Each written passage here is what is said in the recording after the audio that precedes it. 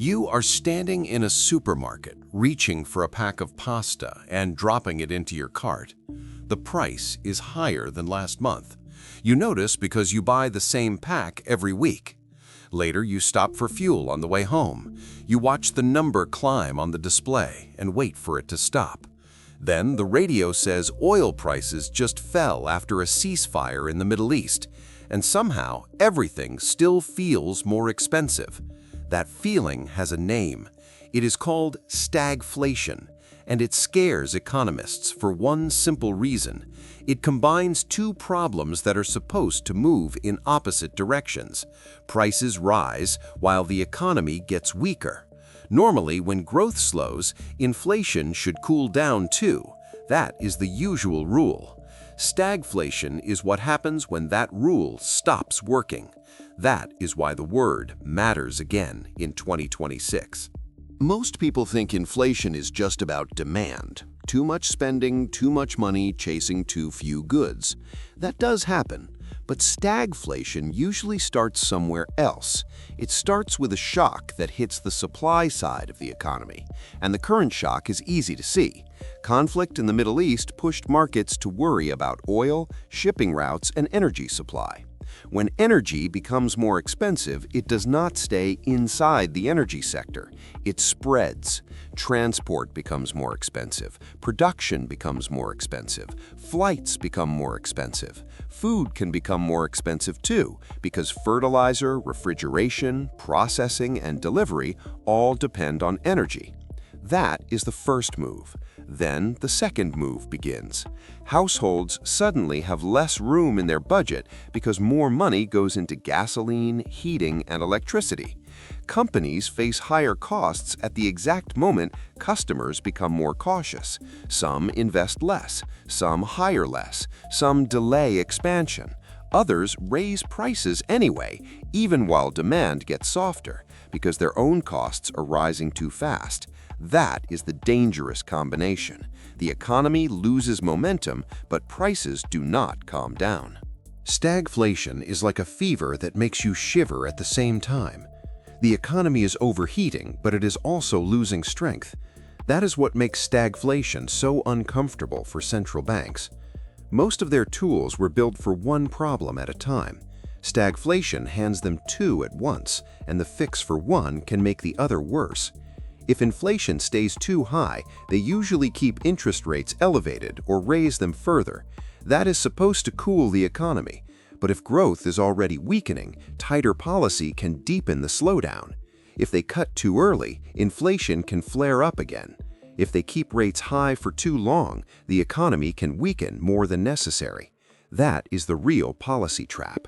And this does not stay in headlines. It shows up in ordinary life. Most people only notice the first hit.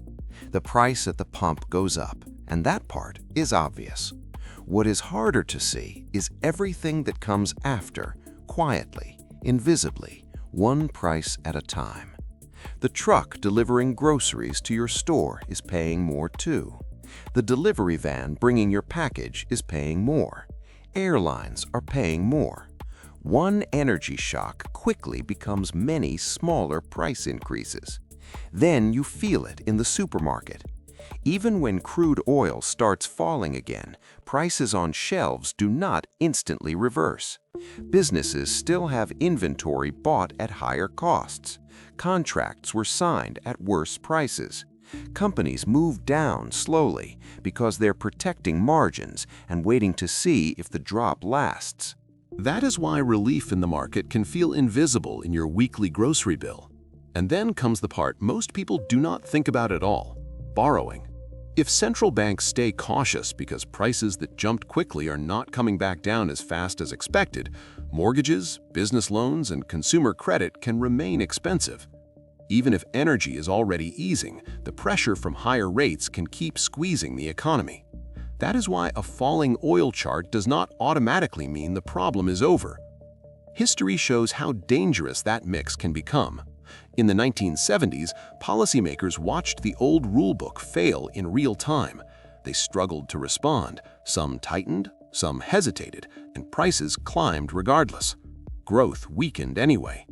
The usual tools did not work the way they expected because the problem was not the kind they were built for.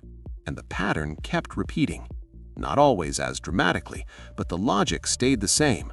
A fragile system, an external shock, and a policy response that could not solve both problems at once.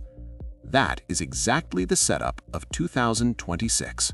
The most direct route runs through energy. If oil and gas jump, almost everything becomes more expensive in some indirect way. But there is a second mechanism, less visible and more psychological. If businesses and consumers start believing high prices will stay, they begin changing behavior. Workers push harder for wage increases. Companies price more aggressively. A temporary shock becomes harder to contain. And then there is the central bank caught in its own trap. If it holds rates too high for too long, the economy can cool more than necessary, even after the original energy shock starts fading. In every version of the story, the same thing happens at the core. Costs rise faster than the real strength of the economy. Now comes the twist that makes this moment so important. The same conflict that pushed inflation fears higher may now be creating the first signs of relief. After the ceasefire, oil prices dropped sharply within days, one of the fastest reversals in recent months. That matters because energy shocks can move fast in both directions. If the original pressure comes off, headline inflation can start easing faster than many people expect. Fuel can get cheaper. Energy components inside inflation data can cool down. Markets immediately start recalculating interest rate expectations because a temporary supply shock looks very different from a lasting inflation regime.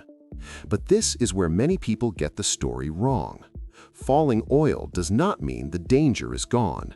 A geopolitical risk premium can still remain in energy markets. Shipping routes can stay fragile. Consumer prices adjust with a delay.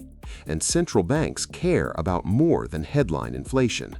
They watch what prices are doing once you take out the most volatile parts, especially energy and food. They watch wages. They watch whether inflation pressure is truly fading or just pausing. That means the feeling of stagflation can linger even after the original trigger weakens. Think of it like a row of dominoes standing close together. You do not have to push every one of them. You only have to tip the first. That is why this is not really just a story about oil. It is a story about systems. Geopolitics changes energy prices. Energy changes what businesses have to pay. That changes what they charge. That changes how central banks respond. And what central banks do changes almost everything else. How expensive borrowing becomes, whether companies keep hiring, and whether people keep spending. All of that loops back into growth, confidence, and market sentiment. When investors react violently to every oil move or every ceasefire headline, they are not reacting to one commodity, they are reacting to the entire machine behind it. The core insight is simple. Stagflation is not just inflation. It is inflation without strength. And once you understand that system, you start reading the economy differently. It is not enough to watch one number, not inflation alone, not oil alone, not growth alone. You have to watch the combination. If energy prices fall, that is good. But the real question is whether that relief reaches consumers, whether businesses stop passing on old cost pressures, and whether central banks finally get room to ease without losing credibility. That is what will decide whether this was a short-lived shock or the beginning of a longer drag on growth. So when you hear the word stagflation, do not think of a technical term from an economics textbook. Think of a strange moment when the economy feels hot and cold at the same time. Prices still hurt, growth already weakens, and the normal solutions stop working the way people expect. That is why the question, could stagflation hit in 2026, matters right now. Not because the worst case is guaranteed, but because we are watching in real time how quickly a geopolitical shock can push inflation higher, how quickly markets can price in relief, and how uncertain the real economic damage still is underneath. If this helped you, subscribe to the channel. And tell me in the comments, do you think the recent drop in energy prices is enough to prevent stagflation in 2026, or are markets still underestimating the second wave?